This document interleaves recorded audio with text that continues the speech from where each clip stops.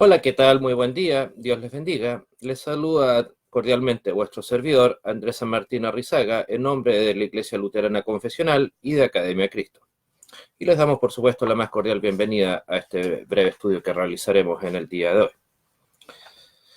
La conversión. Eh, es una palabra muy, por supuesto, muy común, muy utilizada en el mundo cristiano, ya sea católico, evangélico, en cualquiera de sus áreas. Sin embargo, que para precisamente todo este mundo cristiano tiene muchas divergencias, muchas significaciones distintas.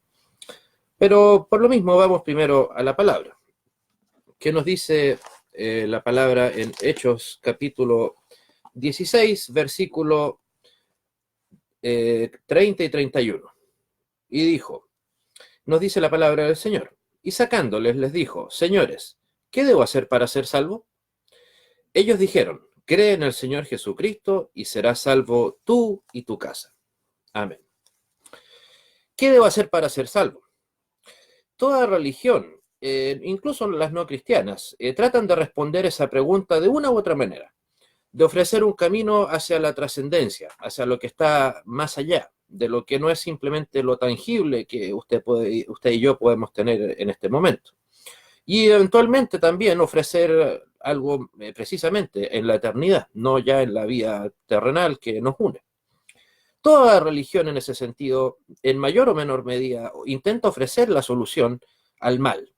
En el caso del mundo cristiano, por supuesto, a la luz de la Biblia, hablamos del mal como sinónimo de pecado. Eh, entonces, lo que buscamos obviamente es que esta conversión lleve finalmente a la tranquilidad espiritual o a la satisfacción espiritual. Entonces, el punto es que todos nos preguntamos, o al menos deberíamos, enfrentarnos a esa pregunta que se acaba de leer, que está en la Biblia. ¿Qué debo hacer para ser salvo? El problema es cómo la respondemos. La conversión, en primer lugar, debemos recordar que necesariamente está vinculada al tema del pecado. Pues por medio de ella, precisamente, por la conversión, ¿qué es lo que se busca? O se debería buscar, es salir del pecado. No estar bajo las ataduras del pecado y de todo lo que eso significa. Por lo tanto, sin pecado, y incluso más, sin conciencia de pecado, no hay conciencia de la necesidad de la salvación. Si usted cree que está perfectamente, que usted cree que está eventualmente feliz en su pecado, y puede estarlo, lamentablemente, obviamente no va a creer necesitar la salvación de nada. Es como tratándose del médico. Usted no va a ir a un médico si es que no cree tener algún problema de salud.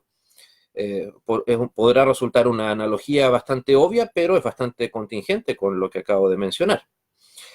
Hay diversas maneras en que personas en la misma Biblia se han convertido. Por ejemplo, Pedro, ¿cómo es la conversión de Pedro? Nos dice Mateo 4, del versículo del 18 al 20. Nos dice, andando Jesús junto al mar de Galilea, vio a dos hermanos, Simón llamado Pedro y Andrés su hermano, que echaban la red en el mar porque eran pescadores. Y les dijo, venid en pos de mí y os haré pescadores de hombres. Ellos entonces, dejando al instante las redes, le siguieron. Eh, Como ven, una conversión, por así llamarlo, bastante sobria, tranquila, sin mayor dramatismo, como otras que tal vez algunos de nosotros hemos escuchado. Simplemente hubo un llamado de parte de Cristo y ellos estaban ahí. Y metafóricamente hablando, aceptaron el llamado. Y pasaron a ser pescadores de hombres y a ser discípulos de Cristo. O sea, una conversión, por así decirlo, sin mayores aspavientos, sin un hecho dramático vinculado a dicha salvación. Pero hay otras que son precisamente todo lo contrario, como por ejemplo la conversión, tal vez esa no es necesario ni siquiera que la haya mencionado, y todos seguramente hayamos pensado en la conversión de Saulo, como nos lo dice en Hechos capítulo 9, pero me detendré en los versículos 4, 5 y 6. Y dice, y cayendo en tierra, oyó una voz que decía, Saulo, Saulo, ¿por qué me persigues? Él dijo, ¿quién eres, Señor? Y le dijo, yo soy Jesús, a quien tú persigues. Dura cosa te es dar coces contra el aguijón. Él, temblando y temeroso, dijo, Señor, ¿qué quieres que yo haga? Y el Señor le dijo, levántate y entra a la ciudad y se te dirá lo que debes hacer. Amén. Aquí vemos precisamente todo lo contrario a lo que sucedió con Simón y posteriormente Pedro. Vemos una conversión en una situación dramática en donde Cristo se le aparece de manera más frontal, retando, exhortando duramente a Saulo para que cambiara totalmente su vida, no solamente como lo hizo en el caso de Pedro, para que cambiara su trabajo, sino para que su estilo de vida, después de haber sido un cruel persecutor de los cristianos, dejara de serlo. O sea, ¿qué nos dice eso? Que la conversión no debe ser vista necesariamente como algo de una sola manera en que se lleva a cabo. Puede tener varias maneras de expresarse, por así decirlo. Muchas veces a usted puede que le pregunten, ok, ¿recuerdas cuándo fue la fecha de tu conversión o bajo qué circunstancias fue? Pues bueno, Dios puede que haya actuado en su vida desde que nació, como fue en mi caso, o de muchos de nosotros, de los que, como por así decirlo, nacemos en cuna cristiana, y no hemos necesitado, para bien o para mal, un hecho tan dramático como el que acabo de estudiar o leer precisamente con la conversión de Saulo. Simplemente nuestra vida cristiana se fue forjando día a día y llegamos, por la gracia de Dios, a ser quienes somos hoy, cristianos en el día de hoy. O también otra conversión dramática que fue bastante rápida, pero no por eso en circunstancias no menos atroces, la del ladrón en la cruz junto a Cristo. Mientras que, como bien sabemos, había uno que se ufanaba de su pecado, el ladrón el otro ladrón reconoce su pecado y Cristo que le dice, hoy estarás conmigo en el paraíso. Es decir, estos son tres relatos distintos que tuvieron una duración distinta, circunstancias distintas, pero todas estas circunstancias tienen un solo factor común, que a pesar de los matices que tienen, es Dios quien toma siempre la iniciativa, el desarrollo de dicha iniciativa, y también, por supuesto, es quien proclama el perdón y lo lleva a cabo. ¿Por qué? Porque precisamente en la conversión, los cristianos solo somos actores pasivos de ella, no somos los protagonistas. Por naturaleza, ¿por qué? Porque por naturaleza no podemos agradar a Dios. Por lo tanto, ¿por qué nuestra conversión sería de manera distinta? De ninguna manera lo es. O sea, si ni siquiera ahora, nosotros siendo ya cristianos conversos, podemos agradar por nuestras obras a Dios, ¿por qué siendo incrédulos iba a ser distinto? Simplemente es el orden natural de las cosas. Porque recordemos, el Señor Dios es santo, por lo tanto odia y debe alejarse del pecado. Como es Dios justo, tiene que castigar, por lo tanto, al pecado y a los pecadores.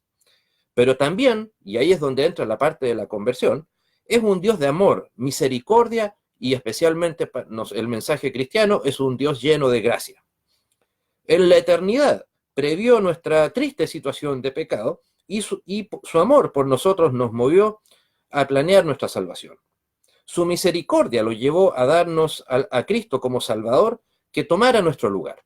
Recordemos, para pagar el pecado había que pagar un precio, porque en el caso del pueblo judío lo pagaban ahí una vez al año por medio del sacrificio expiatorio del Cordero.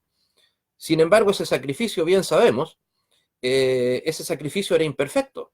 ¿Por qué? Por eso era necesario renovar ese sacrificio una vez al año. E incluso, bien sabemos perfectamente, ese sacrificio podía no llevarse a cabo por si es que el sacerdote no había sido plenamente purificado antes de entregar el sacrificio. Y ese sacrificio, por lo tanto, no es que se tenía que cambiar al día siguiente, sino que quedaba ya atrasado, digamos, interrumpido hasta el año siguiente. Por lo tanto, también era una proclamación del pecado, digamos, que como el protagonista era la expiación del ser humano, era por lo tanto imperfecta y por eso es que no tenía, insisto, un alcance a largo plazo. Pero precisamente, por eso es que el que debió haber estado en esa cruz fue usted, fue yo, no Cristo. Pero precisamente, ¿por qué tuvo que ser Cristo el que estuviera en la cruz ahí? colgado, pagando el precio del pecado. ¿Por qué? Porque usted y yo no podíamos pagar ese precio. No, evidentemente esa es una capacidad que nos es ajena, que nos es lejana, y que por supuesto era imposible que usted y yo pudiésemos eventualmente haber llevado a cabo. Cristo entonces, como bien sabemos, tomó el lugar que a usted y a mí nos correspondía haber tenido en la cruz. Y es por eso que Dios nos declaró inocentes, porque declaró culpable a Jesús en nuestro lugar. Éramos nosotros los culpables del pecado, ya que no habíamos vivido según la ley de Dios, sino que habíamos violado lo estipulado en la ley. Sin embargo, Dios nos declaró inocentes de todo cargo, pero insistimos, por los méritos de Cristo. Como Pablo lo explica, por cuanto todos pecaron y están destituidos de la gloria de Dios y son justificados gratuitamente por su gracia, mediante la redención que es en Cristo Jesús, a quien Dios puso como propiciación por medio de la fe en su sangre. Esto como lo señala Romanos 3, 23 al 25. Insisto, todos pecaron. No habla de distinción de edad, de capacidad de conocimiento, de desarrollo cognitivo, no, todos, independiente de la edad. Por eso es que nosotros, como luteranos confesionales a la luz de la Biblia, insistimos en que la conversión es necesaria para todos, independiente, insisto, de nuestra edad, de nuestra capacidad intelectual, de nuestra capacidad de conocimiento. ¿Pero por qué? Porque el Espíritu Santo es quien nos moverá siempre a centrar nuestra atención en Jesús, quien vivió y murió para que pudiéramos nosotros vivir eternamente. Y en ese contexto es que también nosotros negamos a la luz de la Biblia el libre albedrío, la capacidad supuesta que podría tener el ser humano de acercarse por su propia capacidad a Dios y por lo tanto llegar al arrepentimiento. Si usted y yo somos conversos, no ha sido por nuestra decisión, no ha sido por nuestra capacidad, sino ¿por qué? Porque Dios ha movido nuestros corazones para el arrepentimiento. Pero entonces obviamente nos llega la pregunta, ¿cómo puede alguien llegar a la fe si por naturaleza todos somos espiritualmente muertos, ciegos en oscuridad y estamos en guerra con Dios, literalmente? ¿Cómo es posible entonces la fe? Es posible solo por el poder del Espíritu Santo, quien es el único que puede crear vida nueva en el pecador. O sea, vida nueva en el pecador que espiritualmente está muerto. Por lo tanto, nosotros a nosotros mismos, ¿podemos resucitarnos, autorresucitarnos? Incluso en un ejercicio médico, por motivos de contingencia de salud, necesitamos de un médico que sea quien o un aparato médico el que nos reanime, como se dice clínicamente. Por lo tanto, ¿cuánto más vamos a necesitar que esa reanimación, esa nueva vida, llegue de parte de Dios, que es quien nos dio la vida? Por lo tanto, la salvación eterna. No somos nosotros quienes, insisto, nos autosalvamos, nos autorresucitamos. Es cierto, es una proclama del humanismo muy importante, ¿no? Creer que nosotros tenemos la capacidad de acercarnos a Dios y que nosotros escogemos a Dios. Porque sin duda suena muy atrayente dicha premisa, ¿no? Yo me acerqué a Dios, yo decidí seguir a Cristo. Pero más allá de una figura poética de bíblico, dicha afirmación no tiene. Entonces, por su obra, los que están espiritualmente muertos, podemos ser engendrados a la vida. Dios planeó nuestra salvación en la eternidad. Es decir, insisto, como Él tomó la iniciativa. En la eternidad nos eligió para ser suyos. Palabra clave, eligió. Él eligió. Yo no elegí a Cristo, Él nos eligió a nosotros. A eso le llamamos elección o también predestinación. Pablo describe, como nos dice en Efesios capítulo 1, versículos 4 y 5, según nos escogió en Él antes de la fundación del mundo, para que fuéramos santos y sin mancha mediante Él. Por amor, nos predestinó para ser adoptados hijos suyos, por medio de Jesucristo, según su puro afecto de su voluntad.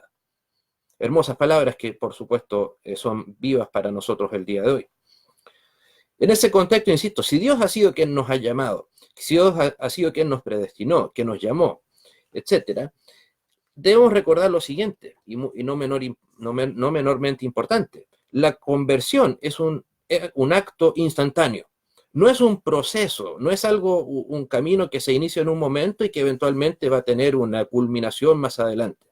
No, así como usted pasó en el momento de que fue engendrado, al igual que yo, de la no vida pasó a tener vida, es precisamente lo mismo, lo similar en la conversión. Usted y yo éramos personas muertas espiritualmente y pasamos por la obra de Cristo a ser vivos espiritualmente. Todo un proceso.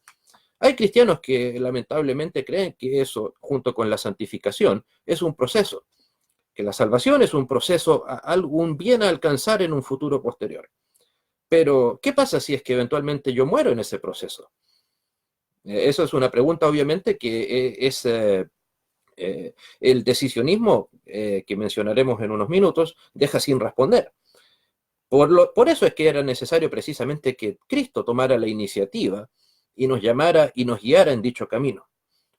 Insisto, para que la conversión sea un hecho instantáneo.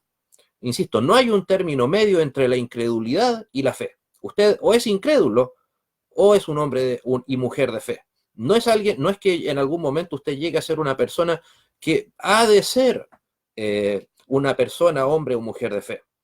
Una persona es tal cual, creyente o incrédula.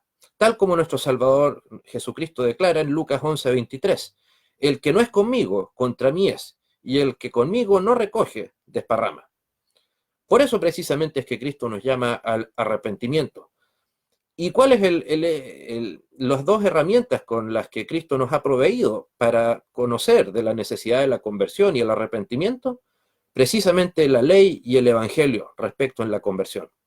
La ley, como bien sabemos, que fue entregada a Moisés originalmente, que establecía, nos daba el diagnóstico, nos decía quiénes éramos, cómo éramos, cuál era nuestra situación de pecado y la imposibilidad que teníamos de acercarnos por nuestro propio mérito a Dios. La ley nos daba, insisto, el diagnóstico. ¿Cuál era ese diagnóstico? O es, hasta el día de hoy, la muerte espiritual, la incapacidad del ser humano para acercarse a Dios.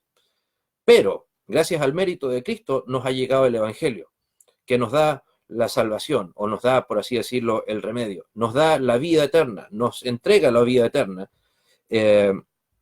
y que es precisamente por ese el motivo por el cual nosotros hablamos de que Cristo es quien ha movido nuestros corazones para cambiar nuestras vidas y para acercarnos a Él, y no creer que nosotros nos acercamos a Dios. Es Dios quien viene a nuestro encuentro, no nosotros que pretendemos buscar a Dios, como si eso se pudiese. Insisto, la ley nos proclama quiénes somos, es nuestro espejo, nuestro guía y nuestro freno. Nos declara lo que somos, pecadores, y por lo tanto apartados de Dios. Y el Evangelio nos declara que pese a ser pecadores, Cristo nos ha llamado y ha muerto en la cruz por nosotros, y nos ha dado la gracia por la cual somos salvos. Llevada a cabo la conversión, tenemos por lo tanto la palabra y los sacramentos para nuestra edificación espiritual. Precisamente, muchos hablan de que esperan que una vez llevada a cabo la conversión, hablan del proceso. Pues bueno, ¿qué proceso necesitamos si tenemos la palabra de Dios? O que Dios se nos esté revelando continuamente en eventuales apariciones de cualquier tipo. ¿Para qué? ¿Para qué necesitamos a Dios supuestamente revelándonos? Sí, insisto, tenemos a la Biblia, que aquí se nos declara precisamente todo lo que somos, lo que no somos, lo que Dios es, lo que no es, lo que Dios quiere y lo que Dios rechaza. Por lo tanto, más que eso no tenemos. Y por supuesto, insisto, los sacramentos, bautismo y Santa Cena, insisto, para nuestra edificación espiritual. No es que Dios haya necesitado revelarse, Dios no necesitaba ni de revelarse ni de entregar sus sacramentos para nosotros. Los que somos benditos con dichos palabras y sacramentos somos nosotros, por lo cual eso es un motivo para agradecer a Dios, no como un motivo de alejamiento, al contrario, precisamente debemos dar gracias a Dios de que nos ha entregado su palabra y sus sacramentos. Y tener muy en cuenta que la conversión no es sinónimo de ser libre de cometer pecado. Usted y yo, como lo enseñó la enseñanza que redescubrió Martín Lutero, somos simultáneamente justos y pecadores, como lo señaló Lutero en su libro La Libertad Cristiana en 1520. Somos simultáneamente pecadores, justos y pecadores. Pecadores, ¿por qué? Por sus obras, por las mías, por nuestra naturaleza pecaminosa. Pero ¿por qué somos justos? Por los méritos de Cristo.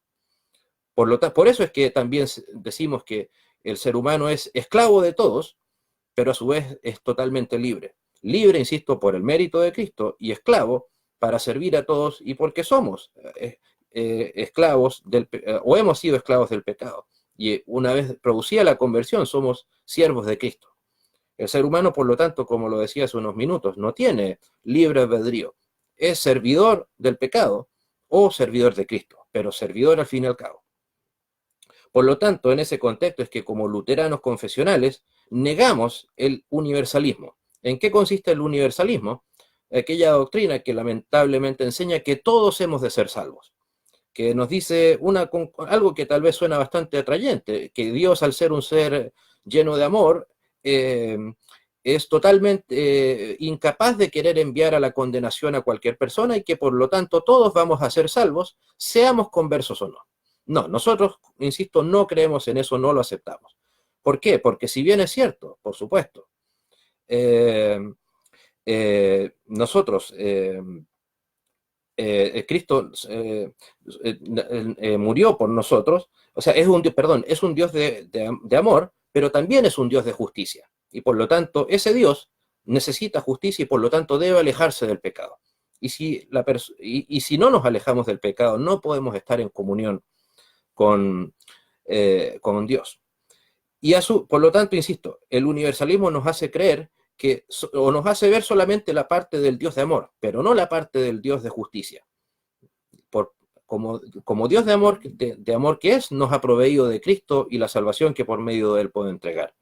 Pero como Dios de justicia también debe y tiene necesariamente que condenar y alejarse del pecado. Y el decisionismo. ¿En qué consiste el decisionismo? E insisto, muy ligado a la doctrina del libre albedrío, creer que nosotros tenemos la capacidad de, como muertos espirituales, levantarnos muertos espiritualmente también a la vida eterna en este caso. O sea, creer algo que es lamentablemente muy común, decir, ok, ¿cuántos de los que están aquí desean, prácticamente palabras literales, desean aceptar a Cristo como su Salvador? Pues no, ni usted ni yo aceptamos a Cristo como nuestro Salvador. Es Cristo quien viene a nuestro encuentro. Es Cristo quien pone en nosotros, como la misma Biblia lo dice, el querer como el hacer. Por lo tanto, insisto, si estamos muertos espiritualmente, ¿cómo vamos a acercarnos al dador de la vida?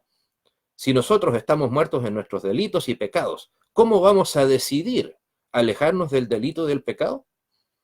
No, es imposible y precisamente por eso es que es Cristo quien nos llama. Por lo tanto, demos gracias a Dios de que nos ha llevado a la fe y también a su vez, no solo nos ha dado la fe, sino los medios para sustentarla y edificarla. Medios que nosotros, por cierto, no éramos capaces de tener por nuestro propio mérito. Por lo tanto, gracias sean dadas a Dios, que nos ha dado la victoria por Cristo Jesús, nuestro Señor. Dios le bendiga y nos encontramos en una próxima oportunidad. Hasta pronto.